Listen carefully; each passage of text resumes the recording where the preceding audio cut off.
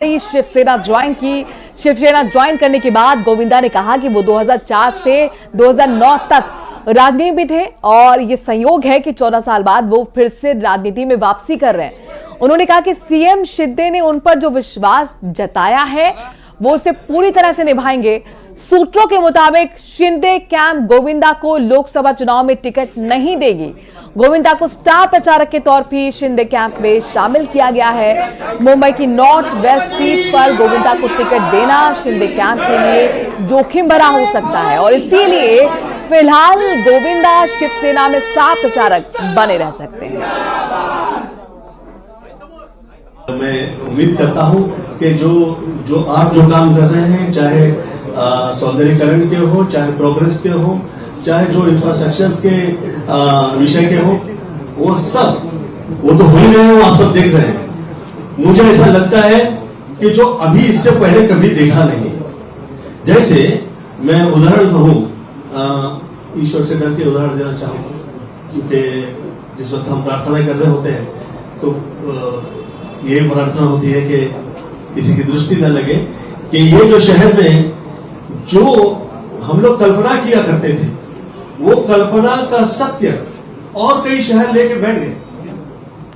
मुझे ऐसा लगता है प्रेरणा तो सब मुंबई से मिली है और जो प्रेरणा मिली, जो आर्ट एंड कल्चर की हो, चाहे वो सितारों की और वो चांद की हो, वो जो सपना हम देखा करते थे, मुझे ऐसा लगा कि आदरणीय एकनाथ जी के साथ हम लोग वो पूरा कर सकते हैं। वो सपना साकार हो सकता है और जो फिल्म सिटी है वो विश्व में, वर्ल्ड की जो मॉडर्न सिटी है वो ऐसी तैयार हो सकती है।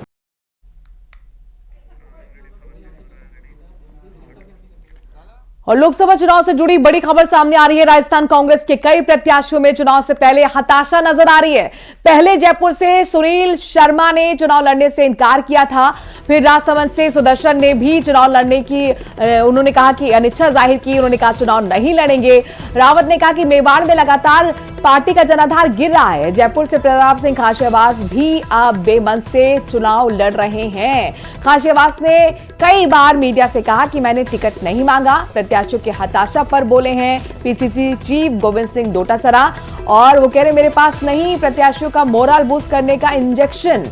कांग्रेस छोड़ने पर नए नेताओं को तवज्जो मिलेगी। आलाकमान के आने से पहले प्रदेश कांग्रेस के सामने जाहिर तौर पर अब ये चुनौती बनी हुई है, क्योंकि तमाम ऐसे उम्मीदवार एक लंबी फेहरिस्त बनती जा रही है जो अनिच्छा जाहिर कर चुके हैं चुनाव ना लड़ने की, जिसमें राजसमंद से सुदर्शन रावत का नाम सामने है और वो ये भी कह चुके हैं कि मैं अपने फैसले पे अडिग हूं। इससे पहले आपने जयपुर से ही खबर देखी थी, सुनील शर्मा ने चुनाव लड़ने से इनकार किया गया था। उनके बाद प्रताप सिंह खाचरियावास को यहां पर टिकट दिया गया और अब खाचरियावास को भी आप कई बार मीडिया से बात करते हुए सुनते रहे हैं। अक्सर वो अपनी अनिच्छा जाहिर करते रहे हैं और वो ये कहते रहे हैं कि मैंने कोई इच्छा जाहिर नहीं की थी चुनाव लड़ने की, लेकिन नेतृत्व मुझे भरोसा यहाँ पर दिखाया और इसीलिए मैं चुनावी मैदान में हूँ। कुल मिलाकर उनकी अनिच्छा यहाँ पर जाहिर होती है, तो ये एक बड़ी जाहिर तौर पर चुनौती है। राकेश हमारे संवाददाता जुड़ गए इस खबर पर। कांग्रेस के सामने बहुत बड़ी चुनौती, एक तरफ 6 अप्रैल को तमाम बड़े नेता यहां पर घोषणा पत्र जारी करने के लिए आ रहे हैं, लेकिन आखिरकार सवाल यह है कि वो हताशा फिर उम्मीदवारों में क्यों दिख रही है? बिल्कुल, देखिए जिस तरीके से पिछले 2 लोकसभा चुनाव हुए हैं, कांग्रेस का खाता नहीं खुला है और कांग्रेस का जनाधार लगातार राजस्थान में गिरा है और सबसे बड़ी बात यह है कि जितने कुल जो पिछले लोकसभा चुनाव में कांग्रेस को वोट मिले हैं, लगभग उतने ही वोटों से उनकी जीत दर्ज हुई है।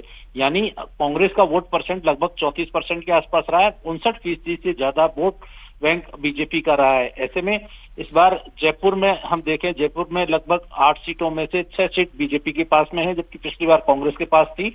लेकिन लोकसभा चुनाव में कांग्रेस की बुरी हार हुई थी। पिछली बार भी 5 लाख से ज्यादा मतों से हार हुई थी।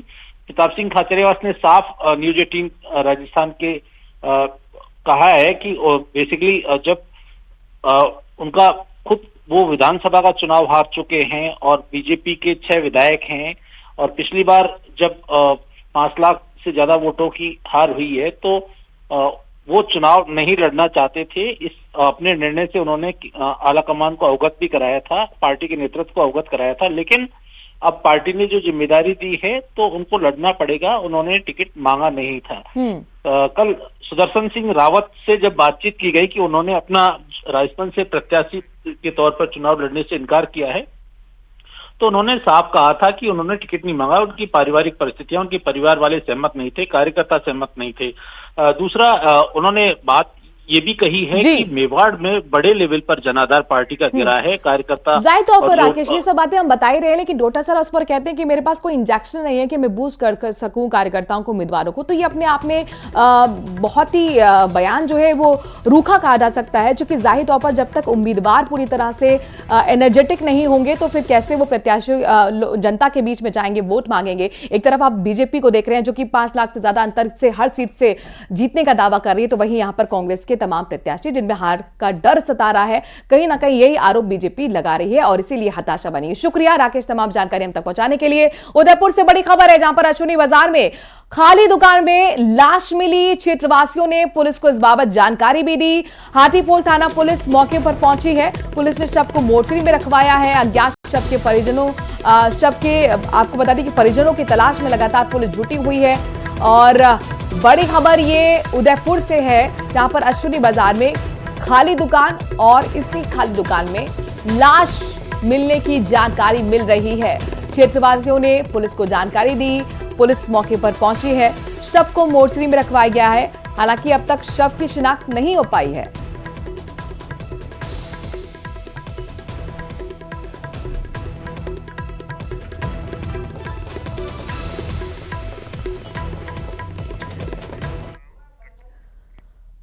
पंचायत समिति साकरा क्षेत्र की ग्राम पंचायत किलावा में मनरेगा में घोटाले का मामला सामने आया है। यहां मनरेगा के तहत मस्टर रोल में बिना नाम लिखे और अधिकारी से बिना पारित करवाए हुए 10 कारीगरों को कुशल बताकर 15 दिनों का भुगतान भी कर दिया गया। मामला सामने आने के बाद विकास अधिकारी नरपत सिंह भाटी ने जांच शुरू की। जांच अधिकारी के मुताबिक मामले में दोषी पाए जाने पर कार्रवाई भी की जाएगी।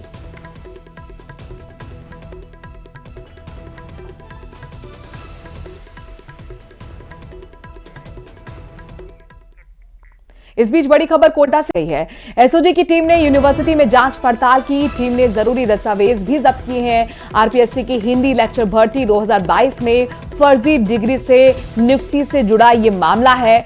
एसओजी ने कमला बिश्नोई ब्रह्म कुमारी को गिरफ्तार भी किया था। जांच में आरोपी के भाइयों की ओर से फर्जी डिग्री उपलब्ध कराने की बात सामने आई थी और लिहाजा अब एसओजी की टीम पूरे इस मामले की जांच पड़ताल कर रही है। कई दस्तावेज भी यूनिवर्सिटी में जाकर न सिर्फ खंगाले गए बल्कि जब्त भी किए गए।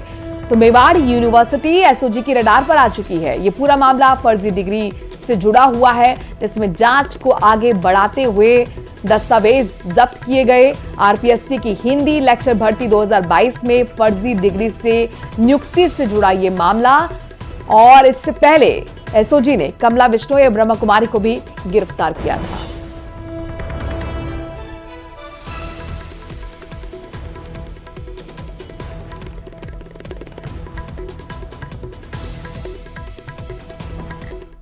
लोकसभा चुनाव से जुड़ी हुई इस वक्त की बड़ी खबर अपने दर्शकों को दे दें कि शपथ पत्र में आपराधिक रिकॉर्ड छिपाने के मामले में गोविंद राम मेघवाल ने न्यूज 18 राजस्थान से खास बातचीत की है। और देखिए वो क्या कह रहे हैं। वो कह रहे हैं कि मेरे खिलाफ कोई मामला विचाराधीन नहीं है।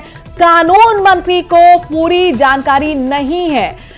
कानून मंत्री के खिलाफ मामला विचाराधीन गोविंद राम मेघवाल ये कहते हुए नजर आए हैं। इस वक्त की बड़ी खबर, चूंकि आपने देखा इससे पहले जो बीजेपी के कार्यकर्ता थे उन्होंने शिकायत दर्ज कराई थी और साथ ही ये कहा था कि आपराधिक जो रिकॉर्ड है वो छिपाया गया है शपथ पत्र में। लेकिन यहां पर गोविंद राम मेघवाल ने साफ तौर पर न्यूज 18 से खास बातचीत में कहा है कि मेरे खिलाफ कोई भी मामला विचाराधीन नहीं है। अपने दर्शकों को बता दें कि खुद बीजेपी इस पूरे मामले पर प्रेस कॉन्फ्रेंस करने जा रही है और दावा करने जा रही है कि वो हम तथ्य भी सामने रखेंगे, हम बड़े खुलासे करेंगे गोविंद राम मेघवाल को लेकर, क्योंकि पहले ही शिकायत दर्ज कराई जा चुकी है बीजेपी की तरफ से, ये कहते हुए कि गोविंद राम मेघवाल ने आपराधिक रिकॉर्ड छिपाए हैं।